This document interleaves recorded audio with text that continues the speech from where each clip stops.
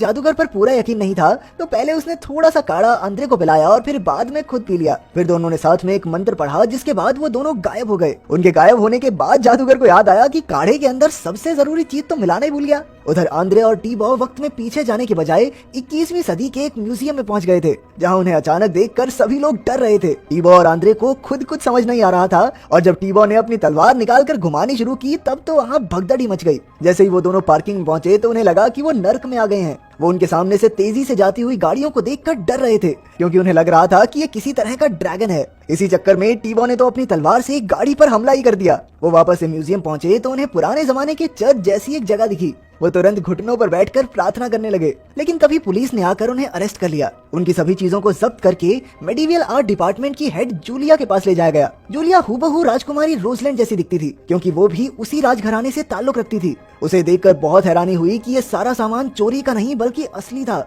और टीबो की अंगूठी पर उसके परिवार का निशान भी था। जूलिया उन दोनों से मिलने पहुंची जहां उन्हें लगा कि वो राजकुमारी रोजलैंड ही है। उसे देखते ही आंद्रे तो उसके पैरों में गिर गया और टीबो उसे किस करने के लिए आगे बढ़ा। तभी गार्ड्स ने टीबो को पीछे खींचकर उसे मारना शुरू कर दिया। टीबो की बातें सुनकर जूलिया को लगने लगा कि जरूर वो उसका कजन भाई है जो कुछ समय पहले अचानक से समुद्र में गायब हो गया था और उसकी बॉडी ना मिलने पर जूलिया को उसके हिस्से की सारी जायदाद मिल गई थी। उधर टीबो ने दीवार पर एक कैलेंडर देखा, तब जाकर उसे समझ आया कि वो गलती से भविष्य में आ गए हैं। उधर जूलिया ने अपने मंगेतर हंटर को फोन किया जो असल में सिर्फ जूलिया के पैसों के पीछे था। असल में तो उसका एम्बर नाम की एक लड़की के साथ चक्कर चल रहा था। दोनों ने मिलकर तय किया कि टीबो और आंद्रे कुछ दिनों के लिए तो उनके साथ ही रहेंगे। जैसे ही वो दोनों म्यूजियम से बाहर निकले तो वो बाहर की दुनिया को देखकर डर गए। उधर 12वीं सदी में गार्ड्स टीबो के कमरे का दरवाजा तोड़ने की कोशिश कर रहे थे, लेकिन उनके अंदर आने से पहले ही जादूगर ने भी वो काढ़ा पी लिया और गायब हो गया। उधर जूलिया को आंद्रे को अपनी गाड़ी में बैठाने के लिए मनाना पड़ा क्योंकि वो अपने मालिक के साथ एक जैसी सीट पर बैठने के लिए तैयार नहीं था। उन दोनों के लिए ही गाड़ी का सफर बहुत ज्यादा मुश्किल था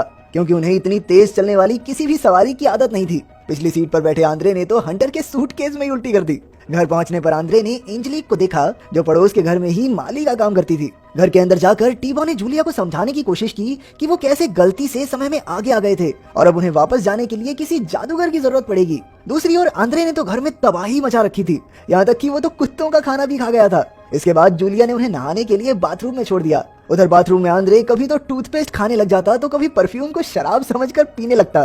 टीबो भी एक्स्ट्रा स्मार्ट बनते हुए उस परफ्यूम की शीशी को पकड़कर बोला, अबे शराब नहीं है, ये तो नहाते हुए लगाने वाला तेल है। जबकि असलियत तो ये थी कि टीबो को भी कुछ समझ नहीं आ रहा था। बाथरूम में जो कुछ भी पड़ा था टीबो ने सब कुछ बाथटब में डाल दिया और मस्त नहाया। कुछ देर बाद वो चारों शहर के सबसे महंगे रेस्टोरेंट में डिनर करने पहुंचे, जहां बाकी सब उन्हें देखते ही रह गए क्योंकि आंद्रे नीचे बैठा वही खाता था जो उसका मालिक टीबो उसकी तरफ फेंकता। इस वजह से बाकी सबकी नजर उन्हीं पर थी। जल्द ही एक वेटर ने आकर उन्हें आंद्रे को साथ बैठाने को कहा, लेकिन टीबो को ये बात मंजूर नहीं थी। लेकिन जब जूलिया ने ये बात कही तो उसकी समझ में आ गई, पर इसके बाद भी आंद्रे की हरकतें कम नहीं हुई। खैर कुछ देर बाद वो बाथरूम करने के लिए बाहर चला गया। वहाँ भी उसने होटल वालों की नाक में दम कर रखा था। आखिरकार होटल वाले उसे पकड़कर वापस टेबल पर लेकर आए और हंटर को इस सारे नुकसान का भुगतान करने को कहा। घर पहुंचने पर टीबो और आंद्रे ने जिंदगी में पहली बार टीवी देखा। उन्हें लग रहा था कि छोटे से डब्बे में लोग बंद हैं और उन्हें छुड़ाने के चक्कर में उन्होंने टीवी की ऐसी तैसी फेर दी। वहीं रात के समय वो जादूगर भी म्यूजियम में पहुंच गया। अगले दिन टीबो ने जूलिया को सुबह जल्दी उठा दिया ताकि वो लोग जाकर कोई जादूगर ढूंढ सकें। उधर जैसे ही आंद्रे घर से बाहर आया तो उसने देखा कि एंजेलिक का मालिक उस पर चिल्ला रहा था। ये देखकर आंद्रे को उस पर गुस्सा आ गया। उसने सोच लिया कि वो उस आदमी को अच्छा सबक सिखाएगा, यहाँ तक कि उसने डरा धमकाकर उस आदमी को एंजेलिक के पैर तक चूमने को मजबूर कर दिया। तभी जूलिया और टीबो वहाँ पहुँच गए और टीबो ने तेजी से जाकर आंद्रे को रोका कि अबे पागल है क्या तू। दरअसल उस आदमी की टाई पर कुछ शील्ड जैसा बना हुआ था तो टीबो को लगा कि अबे राजघराने का आदमी है, कहाँ छू रहा इसे। ये सुनते ही आंद्रे को अपनी गलती का एहसास हो गया और वो इसके लिए जबरदस्ती सजा मांगने लगा। उसे पूरा दिन एंजेलिक के साथ मिलकर काम करने की सजा दी गई।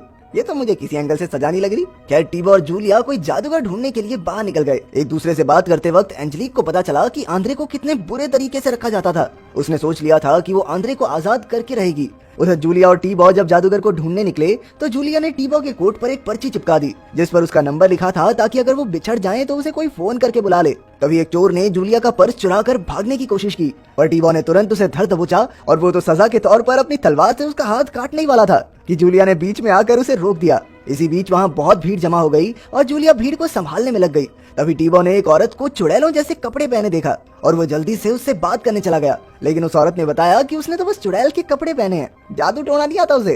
टीबो जादूगर को ढूंढते ढूंढते जूलिया से अलग हो गया था। उसने एक पुराने थीम वाला बार देखा और उसके अंदर चला गया। अंदर जाकर जब उसने खुद को इंट्रोड्यूस किया तो बाकी सब उस पर हंसने लग गए। एक आदमी तो उसे डंडा दिखाकर लड़ाई के लिए उकसाने लगा, लेकिन टीबो ने एक ही बार में उसके डंडे के 2 हिस्से कर दिए, जिसके बाद सब उससे इंप्रेस हो गए और टीबो ने सभी के लिए शराब भी खरीदी। दूसरी ओर जादूगर भी शहर में पहुंच चुका था। सबसे पहले उसने अपने कपड़े बदले और कुछ चीजें खरीद कर अपने होटल रूम पर पहुंचा।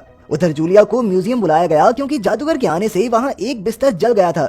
वहाँ पहुंचकर जूलिया को एक लॉकेट मिला जो पहले वहाँ नहीं था। उस लॉकेट के अंदर जादूगर का मौजूदा पता लिखा था। जल्द ही जूलिया को उस बार से फोन आया जहाँ टीबो मौजूद था। उन्हें जूलिया का नंबर उसी पर्ची से मिला जो उसने टीबो के कपड़ों पर चिपकाई थी। वो बार से टीबो को लेकर उसी होटल में पहुंची जहाँ जादूगर रुका हुआ था। जादूगर ने उन्हें भरोसा दिलाया कि इस बार वो बिल्कुल सही काढ़ा बनाएगा, पर इसके लिए उन्हें शाम तक वेट करना होगा। उनके निकलते ही जादूगर ने अपना बनाया एक जादुई काढ़ा टेस्ट किया, लेकिन तभी वहाँ जबरदस्त धमाका हो गया, जिसके बाद जादूगर का शरीर लोहे का बनकर इधर उधर गिर गया। उधर एंजेलिक आंद्रे को जिंदगी जीना सिखा रही थी। उसने एक रूबी बेचकर आंद्रे के लिए नए कपड़े खरीदे और उसे एक अच्छी जगह खाना खिलाने लेकर गई।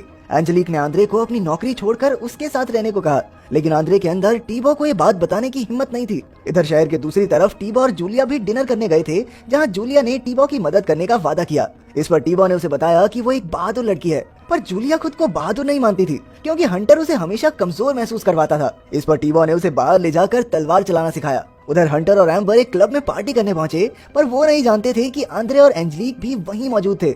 आमना सामना होने पर हंटर ने एम्बर को अपनी बहन बताया, लेकिन एम्बर अपना पर्स वहीं भूल गई जो आंद्रे को मिल गया। उधर जादूगर ने भी एक मंत्र पढ़कर अपने शरीर को वापस से जोड़ा और होटल से भाग निकला। उधर जादूगर भी जूलिया के घर पहुंचकर वो खास काढ़ा बनाने लगा। जब टीबो ने आंद्रे से इस बारे में पूछा तो उसने साथ चलने से इनकार कर दिया, क्योंकि अब वो एंजेलिक के साथ 21वीं सदी में ही रहना चाहता था। इस बात पर टीबो को बहुत गुस्सा आया, पर जूलिया के समझाने पर वो मान गया।